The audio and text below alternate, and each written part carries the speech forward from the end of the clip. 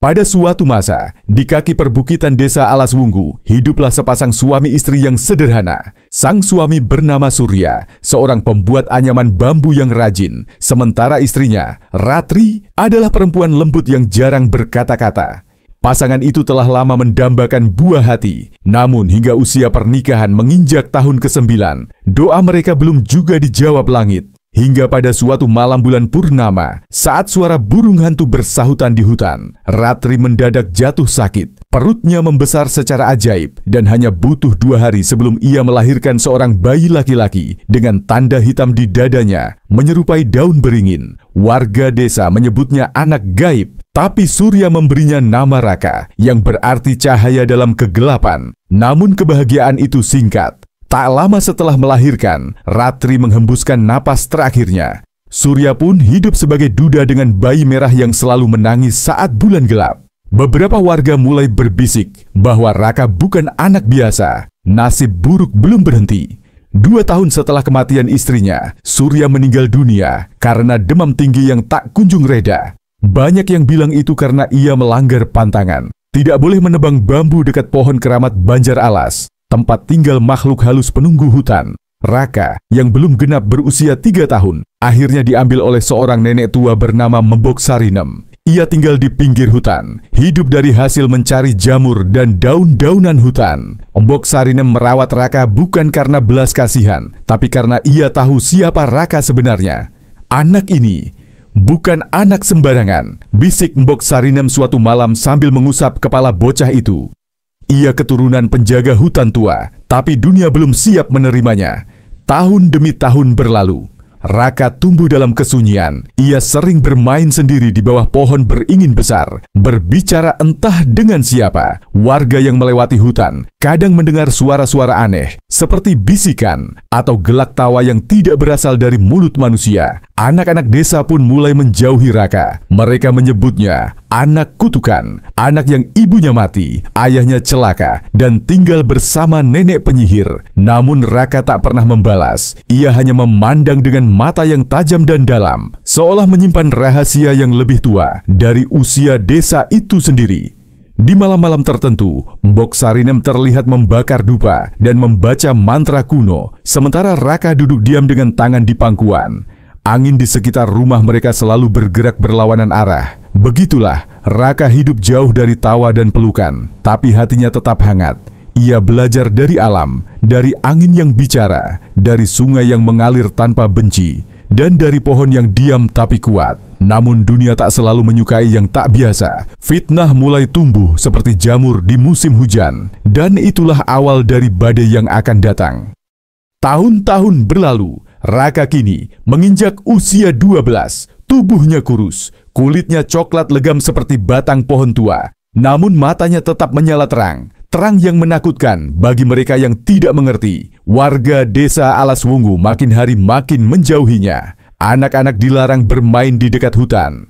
Para orang tua bahkan melarang anak-anak menyebut nama Raka. Kalau kamu nakal, nanti Raka datang dan meniup telingamu sampai bisu, kata seorang ibu sambil mengguncang bahu anaknya. Tak ada yang tahu pasti mengapa ketakutan pada Raka menyebar begitu luas. Mungkin karena ayam Pak Lurah mati mendadak setelah Raka melintas di depan rumahnya. Atau mungkin karena hujan deras tak turun-turun setelah Raka menolak memberi daun pisang kepada Bu Tuminah. Entah benar atau tidak, semua yang buruk mulai dikaitkan dengan kehadirannya. Dia penyebab gagal panen, kata Dukun Banyu dengan nada tinggi saat rapat desa. Matanya membawa mala, lidahnya penuh mantra. Ia cucu Sarinem, perempuan pemuja pohon. Kita harus waspada.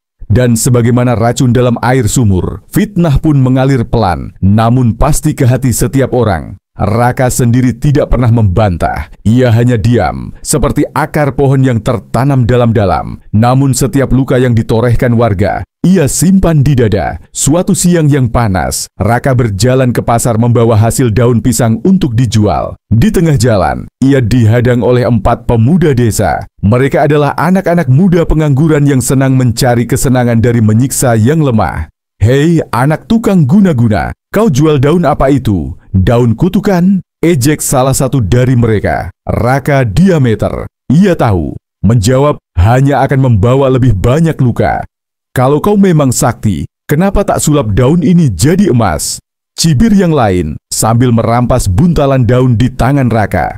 Raka mencoba mengambilnya kembali, tapi tangan kanannya ditendang hingga ia terjatuh. Kepalanya membentur batu, darah mengalir dari pelipisnya. Tak seorang pun di pasar menolong. Mereka hanya menonton dalam diam, takut, jijik, atau mungkin merasa puas. Seorang anak tukang sihir dipukul. Siapa yang peduli? Mbok Sarinem marah saat melihat cucunya pulang dengan wajah lebam. Tapi ia tidak menangis. Ia hanya mengambil kendi air dan mencuci luka cucunya sambil berdoa dengan bahasa yang telah lama mati dari telinga manusia biasa. Kau harus kuat, Le, gumamnya. Orang yang membawa cahaya akan selalu dibenci oleh mereka yang matanya buta. Malam itu, di bawah cahaya rembulan, Raka duduk sendirian di dekat pohon keramat Banjar Alas. Ia menyandarkan tubuhnya yang sakit di batang pohon yang lebat dan tua itu. Dan saat angin berembus pelan, pohon itu bergetar seperti hidup. Daunnya gemetar. Raka menutup matanya. Di antara bisikan dedaunan, terdengar suara halus. Sabar, anakku. Waktumu akan datang. Itulah malam pertama Raka mendengar suara dari dalam pohon. Suara yang akan mengubah segalanya. Hari-hari berlalu dan hujan tak kunjung turun. Tanah mulai retak, sawah menguning, dan sumur-sumur dangkal hanya memuntahkan lumpur. Warga desa Alas Wungu gelisah. Mereka butuh kambing hitam. Dan sayangnya, kambing itu bernama Raka. Di balai desa, tokoh-tokoh penting berkumpul. Ada Pak Lurah Wiranta, Dukun Banyu, dan beberapa petinggi adat. Di hadapan mereka, seorang ibu bernama Bu Parmi menangis histeris. Anak saya demam seminggu, lalu matanya membelalak seperti melihat hantu. Sebelum itu, dia sempat lewat depan rumah Sarinem. Dia lihat Raka sedang duduk bicara dengan bayangan.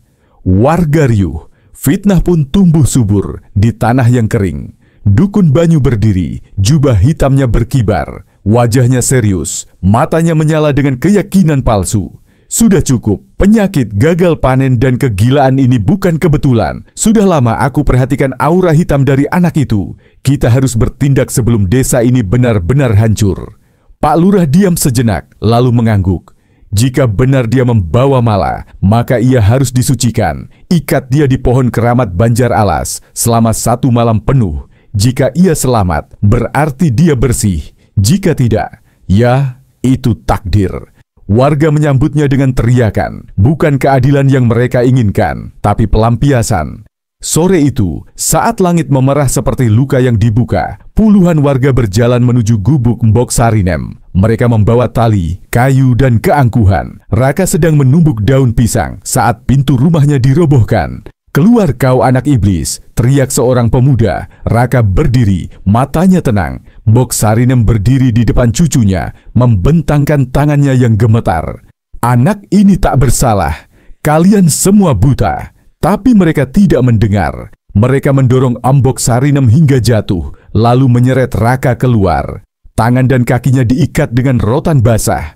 Sepanjang jalan menuju pohon keramat, hujan tak juga turun, tapi angin berhembus aneh. Dingin, menusuk, seperti ada yang mengamati. Pohon keramat Banjar Alas berdiri tegak di tengah bukit kecil, besar, tua, dan tak pernah ditebang sejak ratusan tahun silam. Konon katanya, akar pohon itu menembus dasar bumi, tempat roh-roh penjaga alam bersemayam. Raka diikat di sana, kedua tangannya dililit kuat, tubuhnya bersandar pada batang kasar. Ia tak menangis, hanya memejamkan mata. Kalau kau benar cucu iblis, malam ini roh keramat akan mengambilmu, kata Dukun Banyu sebelum meludah ke tanah dan pergi. Langit mulai gelap, warga kembali ke rumah. Malam turun perlahan, membawa dingin dan kesepian. Raka sendirian, diikat di pohon yang katanya suci. Tapi malam itu, sesuatu berubah. Ketika jam menunjukkan tengah malam, daun-daun pohon bergerak seolah diterpa angin, padahal udara mati. Kemudian, suara mulai terdengar. Kau tak sendiri anakku. Raka membuka mata. Cahaya hijau samar keluar dari batang pohon. Akar-akar merayap seperti jari-jari hidup. Udara bergetar. Tanah bergemuruh. Dan dari batang itu, muncul sosok bayangan besar. Wajahnya samar, tapi auranya menenangkan. Kami telah menunggu. Darah penjaga alam mengalir di tubuhmu. Hari ini, mereka mengikatmu. Esok, mereka akan menyesal. Raka tak bersuara, tapi air mata hangat mengalir dari sudut matanya.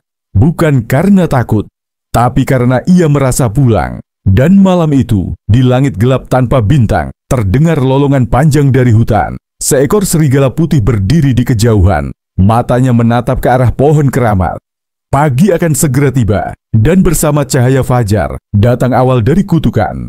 Fajar menyingsing dengan langit berwarna tembaga. Udara terasa berat, seperti membawa pesan dari malam yang belum selesai. Kabut tebal turun dari bukit, menyelimuti desa Alas Wungu dalam sunyi yang tidak biasa. Warga mulai berdatangan ke Bukit Banjar Alas. Mereka ingin melihat apakah Raka masih hidup atau sudah diambil oleh kekuatan yang selama ini mereka takutkan. Namun saat mereka tiba, mereka tak menemukan tubuh yang lemah atau mayat dingin di bawah pohon keramat.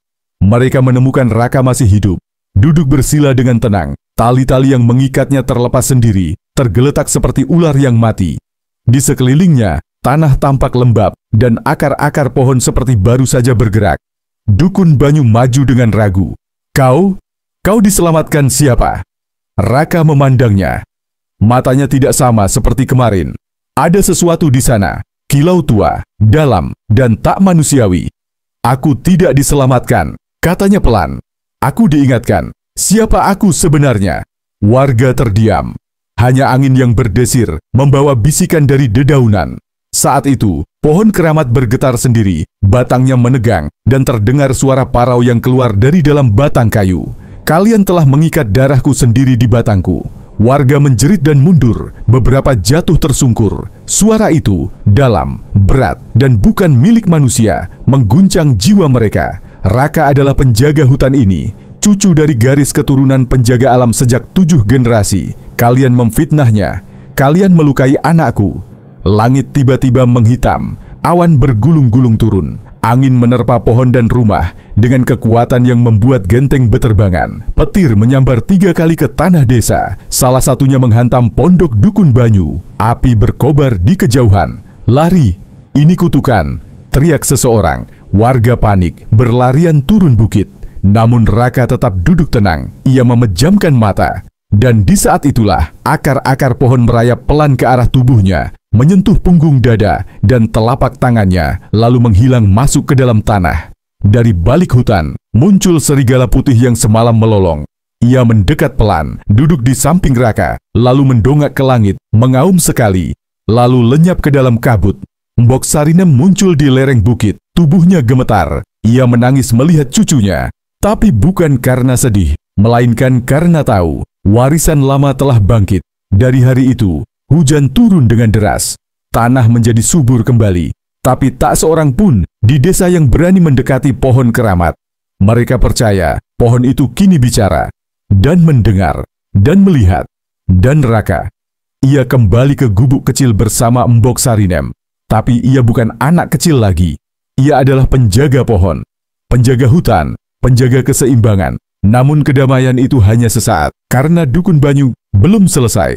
Setelah malam angin dan petir itu, desa Alas Wungu berubah. Pohon-pohon di pinggir hutan tumbuh lebih lebat. Sungai yang semula kering mengalir kembali, dan ladang warga mulai hijau dalam sekejap.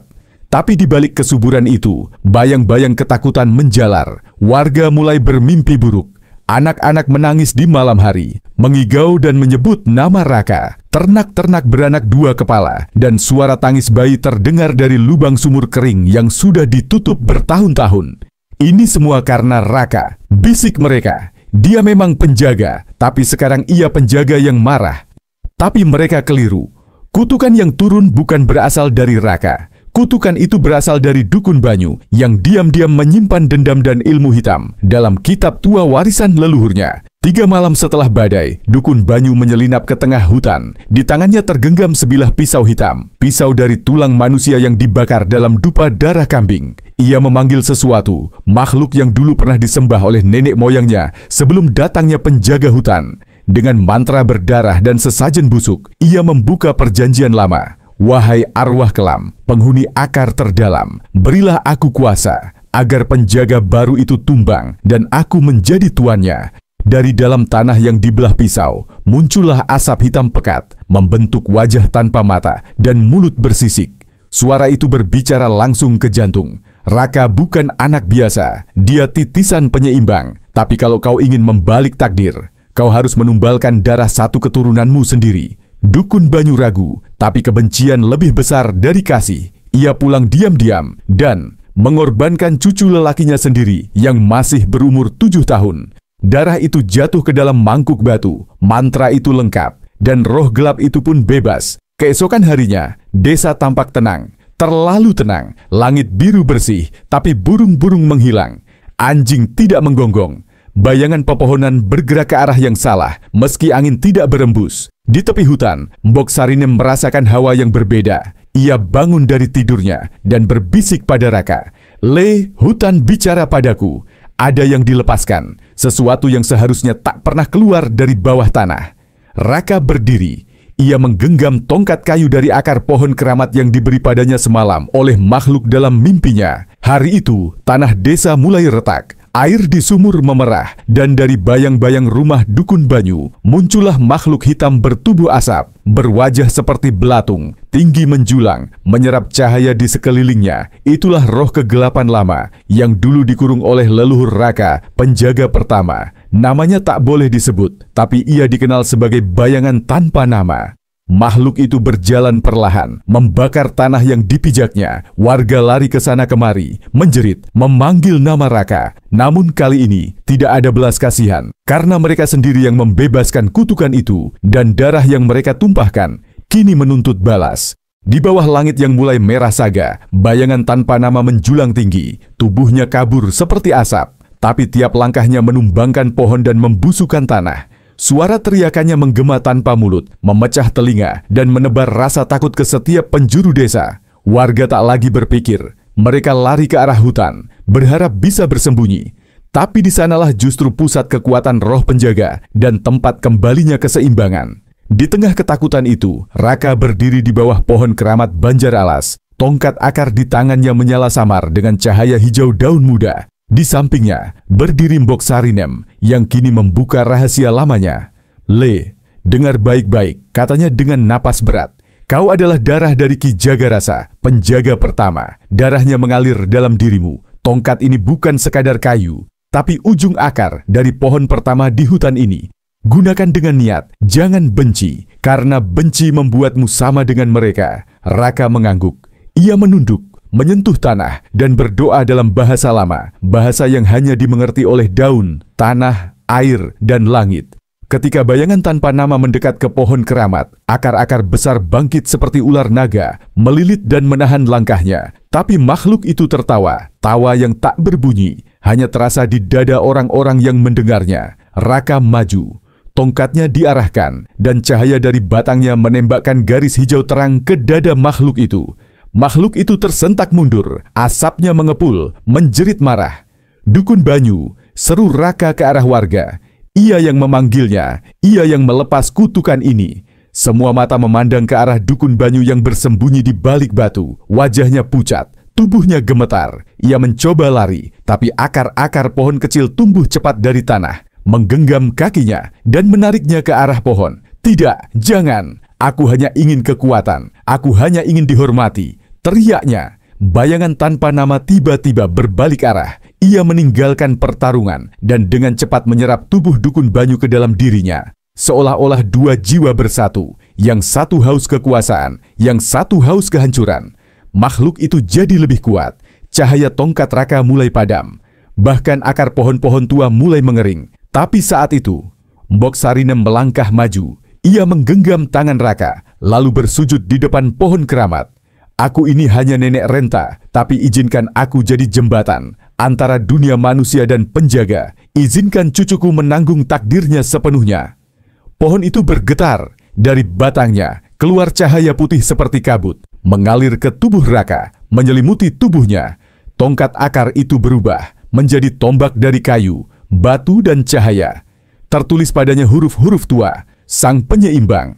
Dengan teriakan dari dasar jiwanya, Raka melompat tinggi, menghantam dada bayangan tanpa nama. Tombaknya menusuk, bukan tubuh, tapi jiwa kegelapan. Jeritan menggema, langit runtuh, tanah berguncang, dan dalam sekejap, semua diam. Makhluk itu lenyap. Dukun Banyu hilang, angin berhenti, dan hujan turun pelan seperti air mata bumi yang lega. Raka berdiri di bawah pohon. Cahaya menghilang. Tombaknya kembali menjadi tongkat. Ia memandang desa dari kejauhan. Warga bersujud, bukan karena takut, tapi karena sadar. Mereka salah. Mbok Sarinem tersenyum. Kau sudah menapaki takdirmu, Le. Dan